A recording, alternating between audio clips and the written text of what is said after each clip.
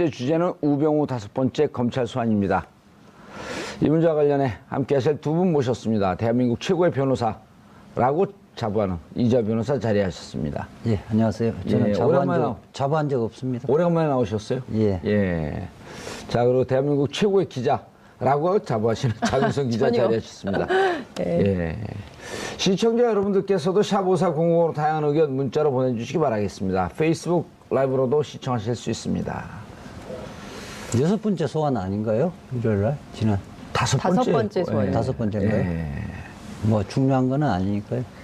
좀 틀리시네요, 요새 자꾸. 장시호. 어? 네? 또 틀리더니. 아, 예측은 예측인 거죠. 그럼요. 아, 이거 틀린 거 지적하면요. 네. 예측들 안 해요. 그럼 세상에 재미가 없어져. 틀린 건 이미 낙장불입 지나가는 거예요, 그냥. 그리고 틀리는 게 있어야지 맞는 것도 맞힐 때 재미가 있고 그런 거지 뭐. 네. 근데 왜 이렇게 비공개로 소환을 했어요? 왜? 먼저 지난번에 17시간 조사했을 때 뭔가 혐의가 좀 덜 나왔다고 보는 건가요? 아니면 어쨌든 혐의가 좀 부족하니까 보강하려고 부른 거 아니에요? 그렇죠. 어제는 일요일 날은 대질 조사를 한 게 아닌가 싶은데. 대질신문, 추명호나 예. 이런 등등. 예. 아하. 대질신문이고 일요일이기 때문에 휴일날 부르기 때문에 아마 비공개로 소환을 했던 것 같은데. 그런데 그게 조금 이상한 게 추명호가 지금 구속 상태 아니에요? 네. 일요일 날 출석은 잘 없는데? 일요일 날은 뭐 검사대에서 명령을 하면 출정 명령을 하면 나오게 하는데 아주 나오긴 하죠. 이례적인데 토요일하고 일요일에. 그러니까 당사자가 거부를 해버리면 예. 안 되죠. 그러니까 아마 근데 뭐 이미 징역에 있는 것보다 나오는 게 편하니까.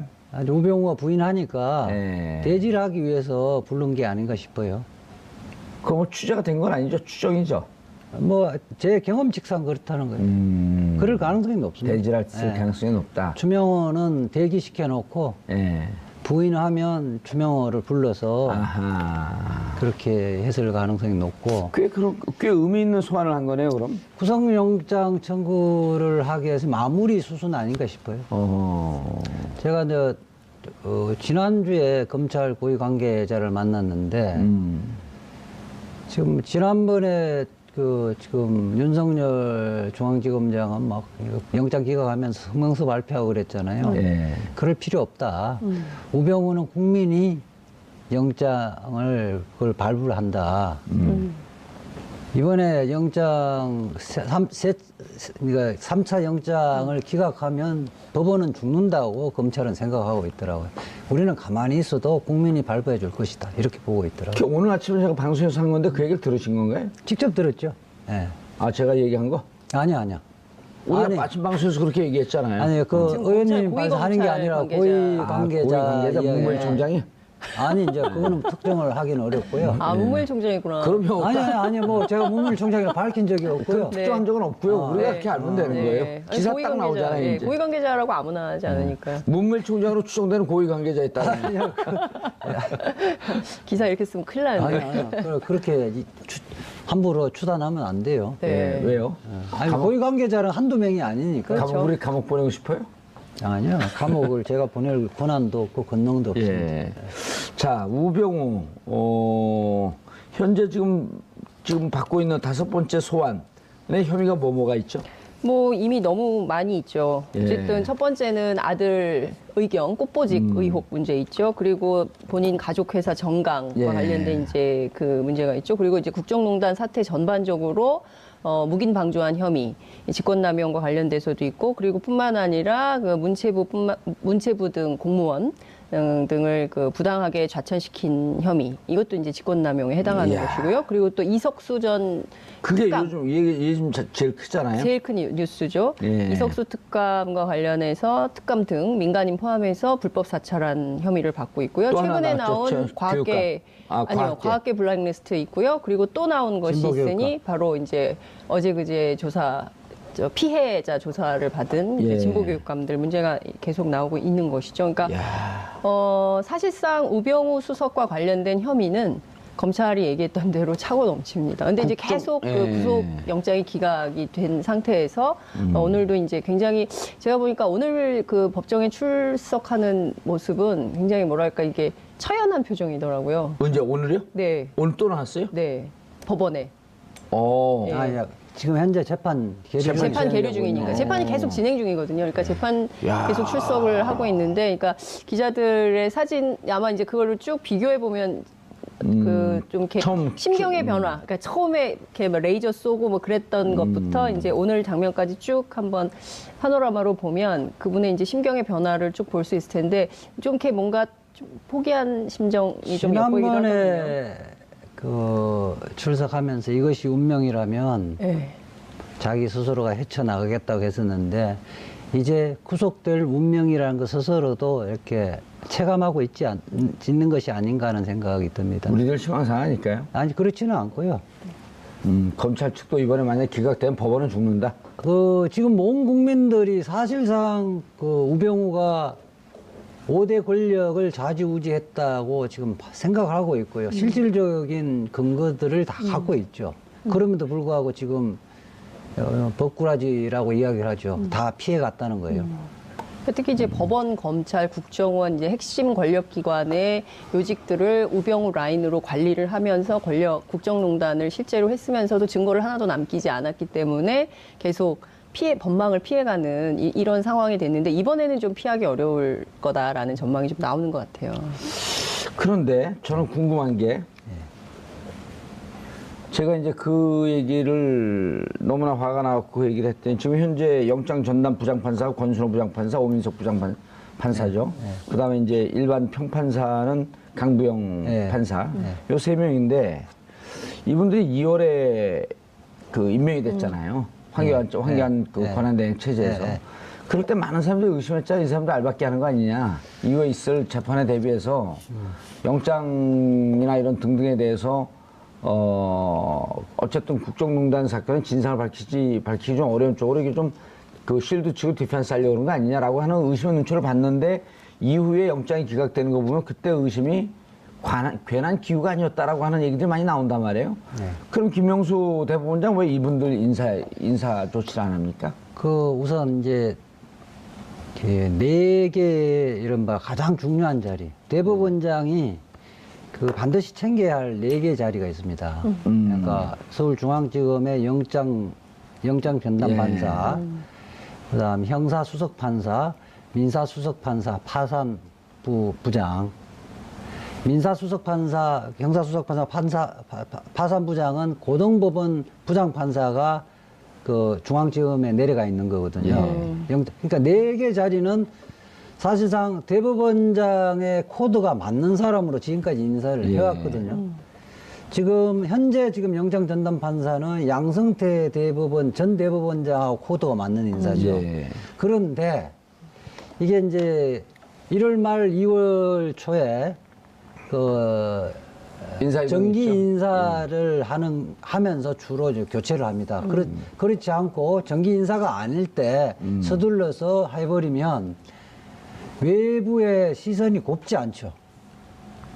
일단 대법원장이 되자마자 그러니까 자기 코드 인사를 한다는 비난을 의식을 하는 거죠. 아니 그러니까 제가 궁금한 게 양승태 대법원장 이런 사람들은 체면도 없고 뭣도 없고 자신들이 원하는 그 사법부를 농단하고 사법부를 장악하기 위해서 그런 체면도 보지 않고 했는데, 왜 국민의 명령으로 대법원장이 된 그런 분들은 정작 이렇게 사법부가 왜곡되는데 그런 거에 대해서 왜 이렇게 체면을 차리냐 이런 겁니다. 근데 이제 양승태 대법원장도 그때 그 영장 전담 판사를 바꿀 때도 정기 인사 때 바꿨습니다.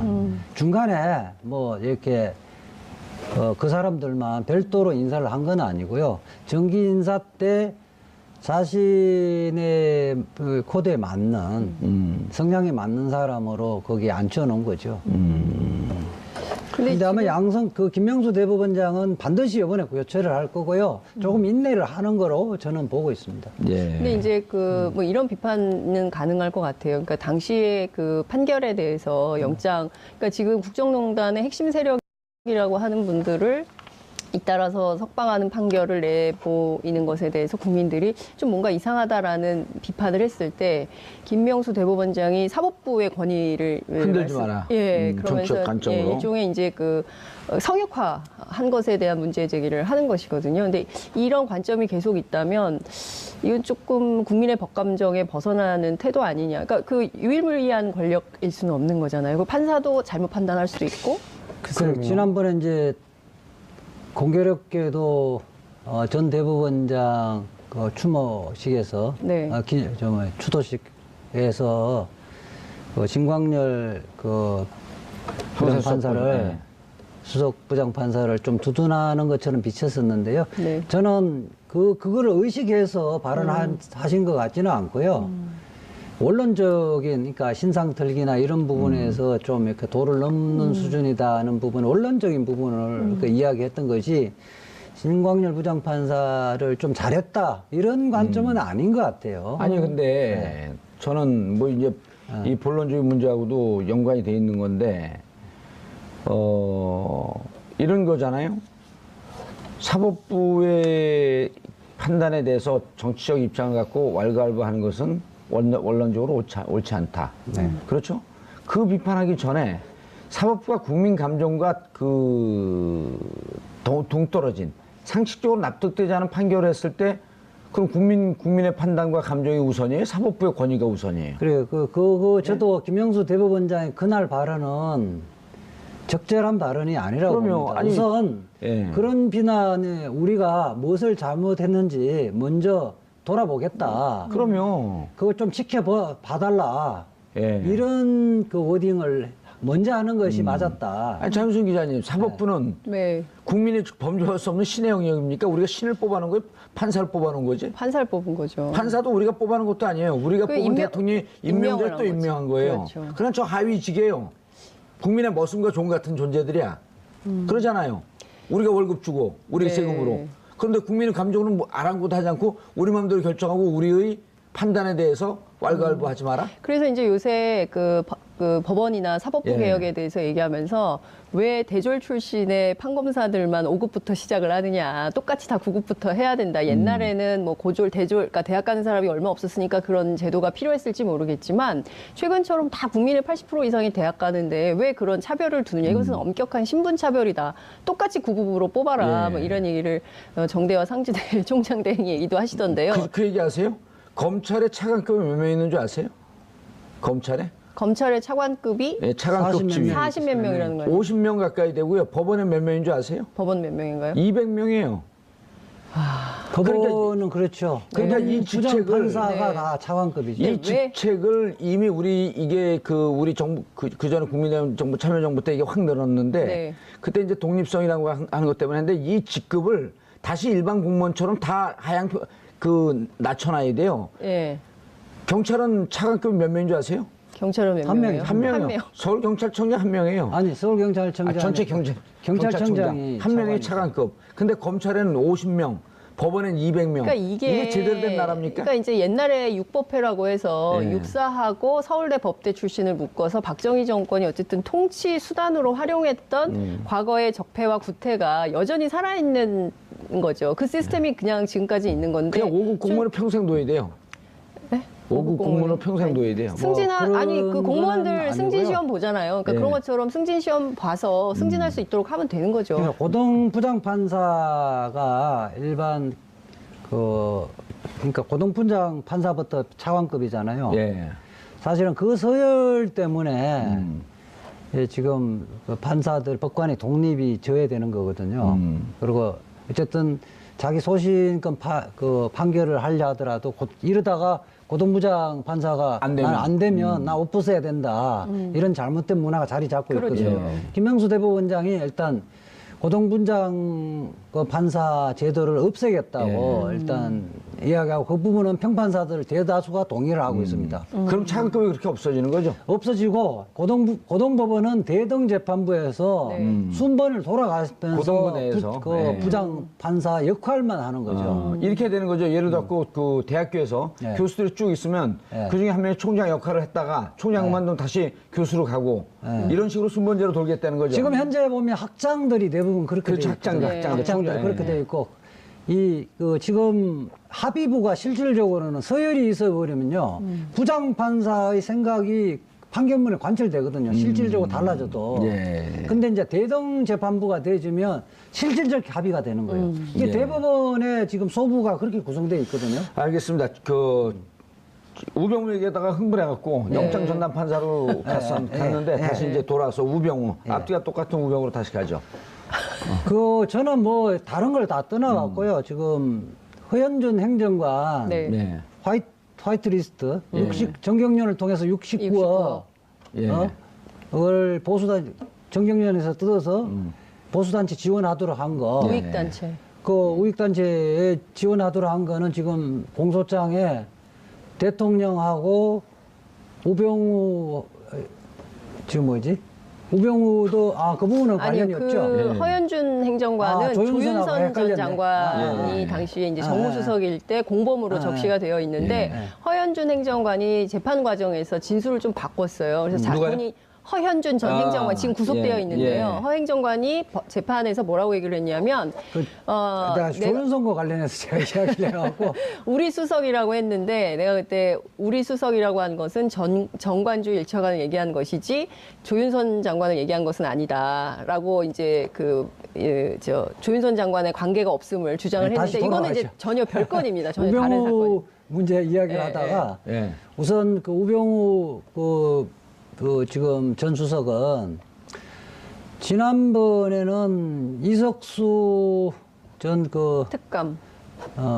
특별감찰관 특별감찰관. 감찰관 진술이 좀 구체적으로 안 나왔죠. 특별감찰관 보도 요번 정원 과정에서 아주 구체적으로 나왔잖아요. 어떻게 해요?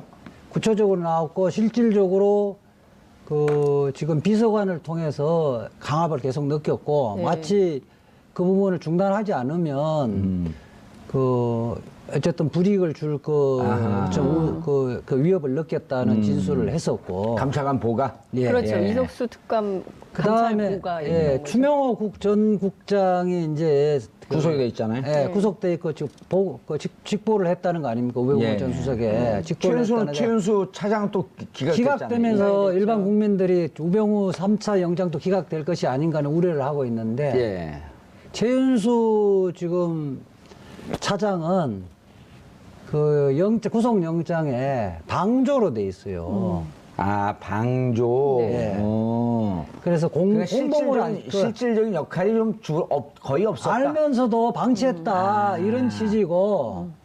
그러니까 예컨대 지금 추명호가 최윤수에 보고하고 최윤수가 우병우한테 보고하는 형식이 아니라 추명호가 직접 보고를 하는데 알고도 묵인했다. 최윤수에게는 통보만 했다는 거 아니에요? 그러니까 그렇죠. 최윤수 자기가 이 차장 자리는 패싱하는 자리다. 이렇게 얘기했잖아요. 알고 있었는데 가타부타 이야기를 안 했다. 요 정도이기 때문에 가담의 정도에 비춰봤을 때 구속할 만한 사유가 안 된다 이렇게 판단했던 거거든요.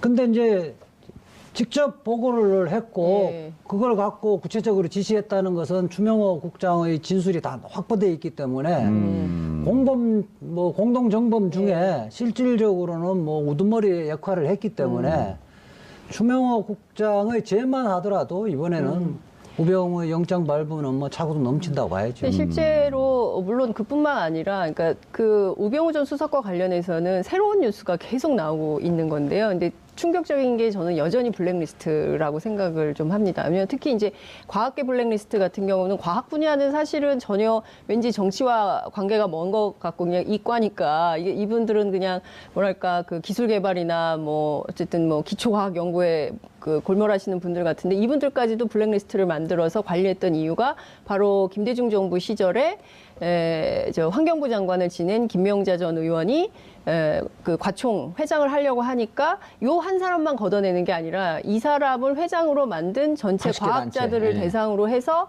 블랙리스트를 만들어서 관리를 하려고 했었다는 점이 확인이 됐다는 예. 것이고요. 또 하나는 진보교육감에 대한 사찰입니다. 사찰, 예. 그리고 이제 오늘 김승환 전북교육감 얘기를 들어보면 실제로 어린이집 관련된 행사를 하고 나올 때는 미행도 당하고 그리고 폭력 사태도 있었고 그래 누리 예산 때문에 정부가 낼 것이냐 교육감이 낼 것이냐 갖고 엄청 쟁점이 붙었을 때 아니에요. 치열한 쟁점이 붙었을 예. 때인데 그런 일이 있었고 그리고 이제 실제로 누리과정 예산과 관련해서 조희연 서울교육감도 지난 일요일 날 피해자 조사를 받았는데 여기서도 상당한 압력을 받았다라고 이제 진술을 한 거예요. 그렇기 때문에 우병우 전 수석이 어찌됐든 이 나라의 전체를 반으로 나누어서 이를테면은 박근혜 정부에 찬성하고 이 노선에 찬성하는 집단은 보호를 해주고 그렇지 않은 반대하거나 뭐 정책에 대해서는 찬반 양론을 따질 수 있는 거 아닙니까? 근데 그 자체를 허락하지 않고 이것을 모두 묶어서 관리하고 통제하려고 했다면 그 자체로 아주 심각한 직권남용 혐의가 적용될 수밖에 없다. 우병우에 오다가 진보 교육감들에게 뒷조사에서 개인적인 약점을 캐내라고 한 거잖아요. 그렇죠. 이건 조폭이죠, 조폭. 그러니까요. 조폭. 지금 차관이잖아요. 수석이, 민정수석 차관이 국가의 그 예산을 갖고 조폭 행사를 한 거예요. 조폭 두목 행사를 한 거예요. 조폭도 모이니까 왠지 죄가 가벼운 것 같은 느낌이 드네요. 잘 나가다. 범죄 집단은요. 범죄 집단의 수괴. 무기까지 선고되는 겁니다. 최하 7년서부터 기본이 7년이에요. 그러니까 그럼요. 이게 수괴는요 15년 이하로 선고된 예가 없어요. 그러니까 지금 생각을 해보면 이명박근혜 정권 9년인데 이명박 정부 때 이제 댓글 사건을 시작으로 해서 계속 정권을 유지하기 위한 여러 가지 징표들이 나오고 근데 그 가운데 블랙리스트로 관리하면서 심지어 출판 문학계까지 그러니까 문화예술계는 굉장히 영향력이 세니까 그 영향력을 차단하기 위해서 문화예술계를 비롯해서 언론 뭐 심지어 과학기술 그리고 진보교육감 뒷조사 그리고 출판 문화까지 그러니까 전 사회를 다 통틀어서 관리하려고 했었다는 것이 드러난 마당에 이거에 대해서 어떻게 책임을 묻지 않습니까? 저는 굉장히 심각하게 책임을 물어야 되고 이번이 그 기회인 것 같아요. 저는 이 부분에 대해서도 그러니까 그 과학계 블랙리스트, 그 진보교육감 사찰하고 이런 것도 중요하지만 제일 중대한 범죄 중에 하나가 이석수 특별감찰관을 그 역으로 뒷조사시킨 거 아니에요? 그건 그렇죠. 도감청한 근거까지 나온 거 아니에요? 네. 그렇죠. 이석수 감찰관이 조선일보하고 통한 것을 어떻게 녹취록을 이제 카톡이죠, 카톡. 아니 통화예요. 통한 거예요. 예, 네. 통한 내용을 그 내용을 그대로 MBC에서 보도했잖아요. 그러면 우병우 MBC 그 사람들 소환해갖고 이거 어떻게 갖고 이렇게 보도가 됐냐? 어디서 받았냐? 그 지금 수사한 그 내용은 아직 그 보도가 안 되더라고요. 그건 안 됐어요. 거기까지 지금 수사를 못 하고 있어요. 그 사이에 김진태 의원이 있어요. 김진태 의원이 기자회견도 했었거든요. 관련 내용을. 그렇기 때문에 이게 사실은 검찰과 청와대가 직거래 그리고 또 중간에 이제 조선일보, MBC에 이렇게 언론이 끼어 있는 걸로 보이지만 국회도 관계가 돼 있는 거예요. 그러니까 조사받아야 될 사람들 상당히 많습니다. 이 건이 지금 그 대형 사건이에요, 그게. 엄청난 폭발하게 되면. 네. 그러니까 저는 뭐 아직 안 밝혀졌지만은 진보 성향의 교육감이라든지 아까 그 뭐 과학계 블랙리스트도 합법적으로 조사를 하라는 취지가 아니라 합법 불법 막론하고 뒷조사를 하라고 했을 가능성이 상당히 높고요. 네. 거기서도 도감청을 했을 가능성이 상당히 높다고 봐요. 아니 그러니까 합법적으로 하면 경찰이나 검찰에 그 내사를 하거나 수사 의뢰를 하면 될 텐데 국정을 시킬 필요가 그러면 없거든요. 국정시킬 필요가 없죠. 그러니까 이게 딱 그 박정희 그리고 또 전두환 군사 독재 시절에나 있었음직한 이런 뒷조사 행태인데 당시 이제 우병우 민정수석실의 지시사항 내용을 보면 개인적인 취약점까지도 예. 담으라 그랬거든요. 그러니까 개인의 약점이 있으면 그러니까 전형적인 최동욱 총장 찍어내기 같은 거를 계속 그럼요. 하려고 했었던 거예요. 그러니까 구체적으로 찾아내서 망신 주고 다시는 이 사회의 어떤 그 여론 주도층으로 등장할 수 없도록 만들기 위한 그러니까 도대체 얼마나 오랫동안 이 정권을 하려고 이런 계획을 세웠던 것인가. 아니 이석수 감찰관 그 수사한 것도 추명호가 직접 지시한 거 아니에요? 네. 그러면 MBC가 보도한 기자를 지금 소환해야 되는 거예요. 소환 당연히 해야죠. 네. 소환해서 어떻게 취재했냐면 뭐 취재 그 보호하기 위해서 그럼 도감청에 너 공범죄로 기소하겠다 하게 되면 얘기를 할 수밖에 없거든요. 받았을 거 아니야 어디선가. 그러니까 그럼요. 국정원 조직을 이용해서 그다음에 그 의원도 껴 있었다면서요. 네. 이거 다 공범 관계예요. 그럼 이거는 지금 이제 MBC 사장이 이제 교체됐기 때문에 예. 그 내부에서도 또 새로운 자료가 나올 가능성이 아니 이 높아요. 얘기를 그렇죠. 해주는 방송이 하나도 없어요 진짜로. 그러니까 저도 이 얘기 굉장히 중요한 건데 이제 예. 보도하는 기자 입장에서 보자면 당시에 누가 이것은 취재하기가 정말 어렵거든요. 전화한 내용을 어떻게 알겠습니까? 전환 내용 조선일보- 파일까지 갖고 있었다는 거 그러니까 아니에요? 전화한 그러니까 네? 이 두 가지거든요. 이석수 특감이 MBC 기자에게 얘기해 줬거나 아니면은 불법적인 방법으로 받았을 가능성인데 첫 번째는 그 가능성 이석수 특감이 뭐 얘기했을 가능성 없기 때문에 두 안 번째는 했대잖아요 자기는. 절대로 하지 않았다고 이석수 했기 때 조선일보 기자하고 통하면서 이러잖아요. 우리가 그쪽을 들여다보고 있듯이 동시에 그쪽도 우리를 들여다보고 있기 때문에 네. 수사하기가 쉽지가 않다. 네. 어렵다. 난점이 있다. 그걸 그대로 보도했잖아요. 그러니까 MBC에서. 이 통기비법이 굉장히 세잖아요. 그렇기 때문에 그 지금은 아니 통신비밀보호법이 원래 법정형은 센데 실질적으로는 뭐 검사가 약식 기소하고 형량이 그렇게 많지 않았는데 이번에 세게 저는 가야죠. 영장주의를 위반한 것은 그 문명국가냐 그 문명사회냐 야만사회냐를 갈린 길이라고 보고 있거든요. 이것은 이제 국정원이 사실은 우리가 문제 삼는 거는 모든 것이 불법행위로 해서 모든 것을 조사를 하고 뭐 이렇기 때문에 문제되는 거 아니에요. 예. 제가 우리 지금 재심 사건에서 무죄 나오는 것이 전두환 박정희 정권 시대에 영장주의를 위반해서 고문, 가혹행위 이런 게 해서 그 유죄를 만들어서 이제 밝혀지는 거 아닙니까? 예. 그러니까 저는 영장주의를 위반한 어떤 범죄에서는 아주 법정 최고형까지 나는 선고를 해야 된다고 봐요. 예. 알겠습니다. 그래서 이번에는 이러저러한 증거 때문에 우병우 수석은 이제 전 수석은 빠져나가기 힘들 것 같다. 네.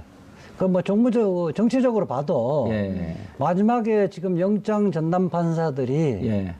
이제 1월 달이면 저는 1월 달 정도에 빨라질 거로 보는데요. 이거 좀 빨라져야죠. 1월 달에 이제 바뀌어지면서 마지막 자기 자존심, 마지막 그 사회적인 명예를 좀 지키려고 하지 않을까. 그래서 이번까지 기각을 하면 아마 자기들은 제대로 오랫동안 판사를 하기는 어렵다는 생각까지도 할 거예요. 이번까지도 그리고 이번에 기각해도 그 전 국민이 뭐 제주 무슨 물 있잖아요. 물요 많은 물. 이 세 명의 영장 판사에게 물 보내기 운동했으면 좋겠어요. 물이나 잔뜩 먹으라고. 인사 과정에서 물이나 먹으라고 물 보내기. 그 주소 나중에 우리가 한번 찍어주죠. 네. 온 국민들이 물 보내라고. 아마 집에 가면 자기 부인이나 예. 처자식들이 아마 아빠가 제대로 판단했다고도 생각하지 않을 거예요. 그러면 이제 이번에 여기가 아주 이제 출세 요직이잖아요. 영장 전담 판사가 출세 아주 그 지름길에 딱 있는 거거든요. 그러니까 저는 이런 생각이 좀 들더라고요. 지방으로 가야죠, 이제. 아니 역사 앞에 좀 당당한 판결을 해야 되지. 이게 조금 있으면 또 평가받잖아요. 근데 본인 스스로 굉장히 부끄러워지는 판결을 하면 내가 그때 왜 이랬을까라고 참여하게 될 거거든요. 그런 거 뭐 그런 생각 안 하는 그런 양심 분들일까요? 없는 사람들이에요. 그럴 거면 그렇게 합니다. 차제에 저는 이제 뭐 법 개정을 하면서 주요 사건 부분에서는 영장 기각이나 발부 사유를 좀 일반 국민들이 알 수 있게 좀 구체적으로 적시하도록 해야 될 것 같아요.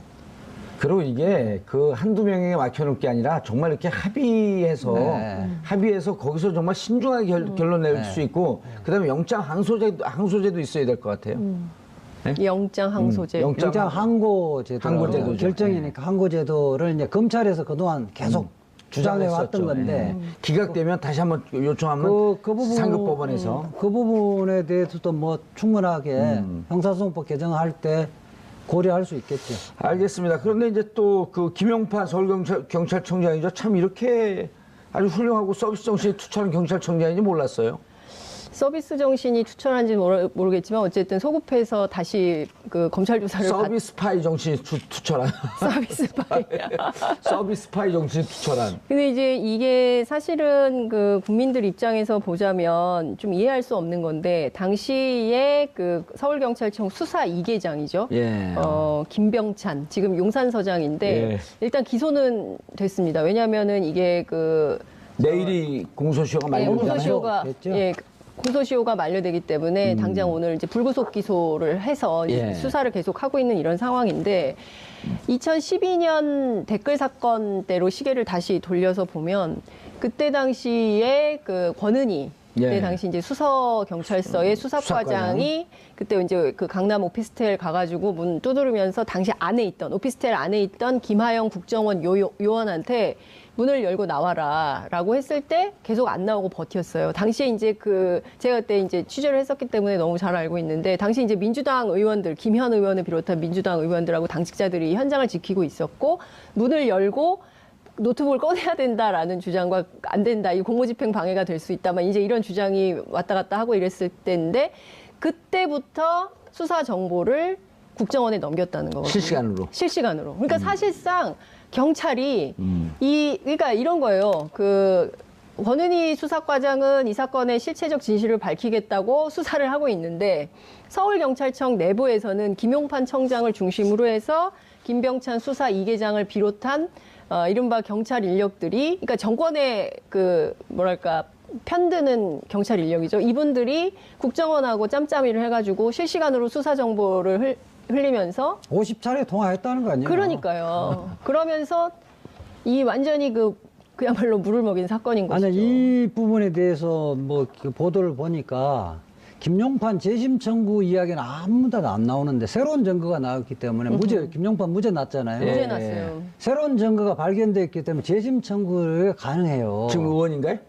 아니요, 아무것도 아니에요. 아, 경선에서 네. 새누리당, 자유한국, 그때 당시 새누리당과 새누리당이죠. 자유한국당, 새누리당에서 경선에 탈락했죠. 근데 이제 그게 중요한 게 아니고 지금은 무죄가 일사부재리에서 확정됐다고 예. 생각을 하는데 네. 새로운 증거가 나오기 때문에 검사가 재심 청구를 하면 됩니다. 재심 청구해서 응분의 죗값을 치르게 해야죠. 다스 비자금 조성한 그 자료가 125억 비자금 조성한 게 나왔고 네. 그 비자금 조성한 걸 뻔히 알면서 정호영 특검팀이 네. 다스에다 자료를 갖다 주면서 네. 이렇게 되면 이게 비자금 조성한 거 티가 난다. 그 자료를 폐기해라라고 하는 것도 새로운 증거로 볼 수 있네. 다스와 관련해서 BBK와 관련해서 재심 청구에 사회가 돼야 안 돼요. 내 개인 상담을 하네. 전혀 다른 그 쟁점을. 문제는 재심이 뭐냐면 유죄의 증거로 사용됐던 문서라든지 증거가 위조됐거나 결정적으로 진술했던 정언이 허위 진술이었을 때 가능한 거거든요. 그럼 재심 청구 안 돼요? 그럼 새로운 증거가 나타나야 되는데 새로운 증거 났죠. 다스 비자금 네. 조성한 거. 그 문제는 그때 당시에 기본적으로 김경준 판결문, 네. 그다음에 특검의 공소장, 그다음 특검의 수사 결과 발표가 기본적인 사실관계에 반해서 나온 거기 때문에 예. 그게 증거였잖아요. 예. 그것을 번복할 새로운 증거가 있기 때문에 가능하다고 봐요. 재심 청구가 가능하죠. 바로 선임할게요. 그래서 사적으로. 아니 근데 이 건도 이거 다 사람들이 다 관심이 제일 많은 거예요. 아니 그리고 이 건도 재심의 가능성이 있는 게 왜냐하면 사실은 지금 김병찬 그 용산서장 같은 경우도 김용판 청장 재판에서 다 허위 진술. 허위 진술을 다 한 거예요. 위증을 한 거예요. 그 당시에 근데 그 권은희 의원이 그때 권은희 의원 빼고 다 위증을 한 다 거예요. 위증한 거예요. 네. 근데 그때 재판 받으면서 유죄된 사람은 권은희밖에 권은희밖에 없어요. 없어요. 근데 물론 이제 나중에 모해 위증 혐의에 대해서 무죄를 받긴 했지만 이 재판 자체가 잘못됐다는 거죠. 그렇기 때문에 검찰의 재심이 반드시 필요하겠다. 재심을 하려면 그 중에 이제 주요 김병찬이나 다른 사람 주요 네. 진술했던 사람들을 위증으로 기소를 해야 돼요. 기소를 그게 기소했잖아요. 위증으로 기소를 해서 위증으로. 그것이 처벌돼야 재심할 수 있는 거예요. 아. 그럼 그럼 그러면은- 이거는 김용판 재심 청구로 청와대 청원해야 되나? 뭐 사실은 이제 권은희 청와대는 의원이 정무수석이 검찰총장에 수사 지시는 안 한다고 했으니까 검찰총장에게 청원을 해야 돼. 검찰총장 촉구를 해야죠. 근데 이제 그 김병찬 서장의 태도가 참 오만하다는 생각이 좀 드는데요. 검찰 조사에서 이 당시에 이제 당신 왜 이렇게 그 거짓 증언을 했느냐라고 물었을 때 뭐라고 얘기를 하냐면 5년 전의 일을 내가 어떻게 기억하냐. 5년 전의 일을 가지고 다시 나한테 묻는 것은 문제가 있다. 이런 식의 태도로 임했다고 보도가 돼 있어요. 예. 그 5년 전의 일 다 생생하게 기억을 하거든요. 아니 5년 전 일도 기억 못하는 사람이 무슨 서장을 하고 있어요. 그 아니 지역주민들 다 기억을 죽이려고. 5년 전에 있었던 거를 모든 거를 기억을 할 수는 없지만은 중요한 사건이잖아요. 중요한 본인이 사건이 직원했던. 본인이 실시간으로 일생일대의 특수한 경험은 평생 죽을 때까지 기억을 하는 게 예. 일반적이거든요. 그러니까 보통 판결문을 쓸 때 뇌물을 주고받는 거 예. 이런 것은 일생일대 뭐 흔한 일이 아니죠. 밥 먹듯이 흔한 일이 예. 아니기 때문에 그때는 아. 칼라로 다 기억을 하게 돼 있다는 거예요. 청사진처럼. 예, 칼라가 그거는- 사건이었어요. 그 청사진처럼 기억을 하고 있는 것, 그거는 10년, 20년 가도 기억한다는 것이 우리 경험칙상 입증되어진 거거든요. 알겠습니다. 오늘 그 지금 재판 진행된 상황, 김용판 당시 서울경찰청장은 이제 김병찬 이 새로운 증거가 나와서 재심의 사유가 사유로 점차 다가가고 있다. 우병우는 결국 이번엔 구속을 피하지 못할 것이다. 왜냐하면 예. 구속영장을 청구는 검찰이 하지만 발부는 국민이 할 것이다. 그렇죠. 알겠습니다. 자, 두 분 인사하시고요. 끝났습니다. 예, 수고하셨습니다. 네. 11월 월요일 정봉주 품격시대 마치겠습니다.